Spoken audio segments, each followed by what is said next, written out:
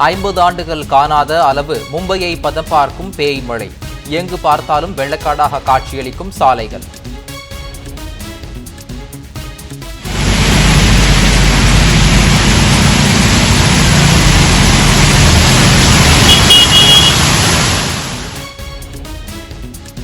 மக்கள் வீடுகளை விட்டு வெளியே வர வேண்டாம் என மாநில அரசு அறிவுறுத்தல்.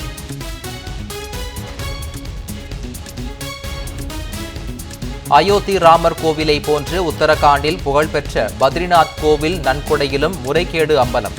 பாஜக ஆளும் மாநிலங்களில் அடுத்தடுத்து நிகழும் சர்ச்சையால் பக்தர்கள் அதிர்ச்சி.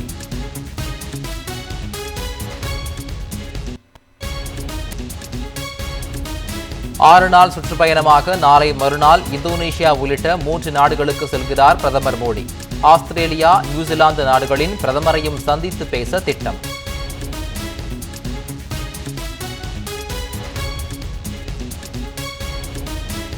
இருவார பயணமாக வெளிநாடு புறப்பட்டுச் சென்றார் திமுக தலைவர் மு.க.ஸ்டாலின். விமான நிலையத்தில் திமுக தலைவருக்கு உற்சாக வரவேற்பு அளித்த நிர்வாகிகள், தொண்டர்கள்.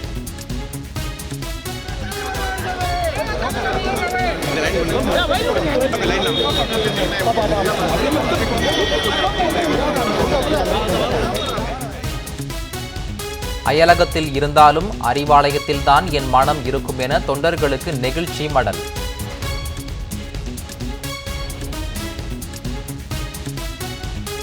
ஆட்சியை தக்கவைக்க தாவைக்க வெளிப்படையாக செய்யும் குதிரை பேரம் உள்ளிட்ட புகார்கள் மீது நடவடிக்கை எடுக்க கோரிக்கை. ஆளுநரிடம் இன்று பிற்பகல் நேரில் மனு அளிக்கிறது திமுக. அனிதா ராதாகிருஷ்ணனை பதவி விலகும்படி காவல்துறை மிரட்டியது குறித்தும் விசாரிக்க வலியுறுத்தல்.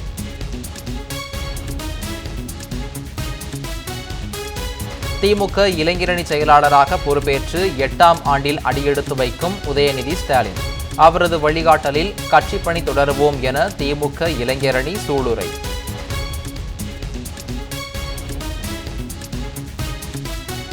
கொலை மிரட்டல் வழக்கில் புதுச்சேரி நீதிமன்றத்தில் நேரில் ஆஜராகாத தாவிக அமைச்சர் மரிய வில்சன்.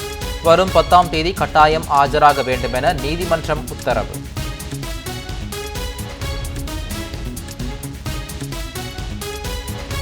குற்ற பின்னணி கொண்டவர்களால் நிரம்பி இருக்கிறது தாவிக அமைச்சரவை. பொய் வழக்கில் அனிதா ராதாகிருஷ்ணனை கைது செய்து மூக்கு உடைப்பட்டு நிற்பதாக திமுக சட்டத்துறை இணை செயலாளர் பரந்தாமன் குற்றச்சாட்டு. எதிர்க்கட்சி எம்எல்ஏக்களை விலைக்கு வாங்கி வலுக்கட்டாயமாக தமிழ்நாட்டில் இடைத்தேர்தலை திணிப்பதாகவும் விஜய் அரசுக்கு கண்டனம்.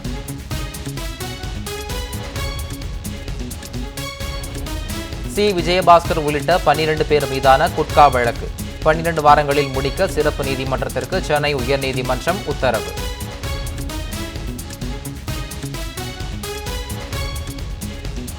கரூரில் கொடுந்துயரத்திற்கு விஜயின் பேருந்து ஒரே இடத்தில் நிற்காமல் நகர்ந்ததே காரணம். சம்பவத்தை நேரில் பார்த்த பெண்மணி அதிர்ச்சி தகவல்.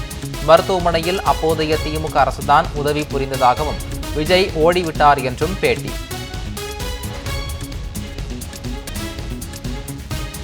பயிர்க்கடன் தள்ளுபடியில் விவசாயிகளை ஏமாற்றிய தாவிக அரசை கண்டித்து சென்னையில் போராட்டம். தமிழ்நாடு விவசாய சங்கங்களின் கூட்டு இயக்கம் சார்பில் நூதன முறையில் ஆர்ப்பாட்டம்.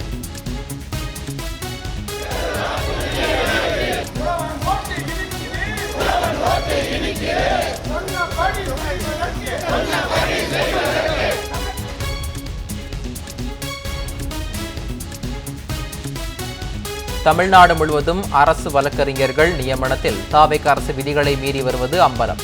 அரசு வழக்கறிஞர் நியமனம் தொடர்பாக தாவிக சட்டத்துறை செயலாளருக்கு அமைச்சர் சம்பத்குமாரின் பரிந்துரை கடிதம் வெளியானது.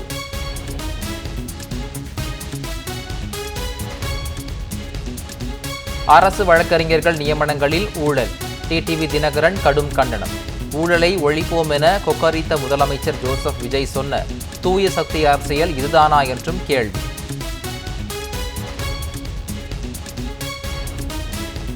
உலகக்கோப்பை கால்பந்து நாக் அவுட் சுற்றில் அர்ஜென்டினா போராடி வெற்றி. ரவுண்ட் ஆஃப் 16 சுற்றுக்கு முன்னேறியது.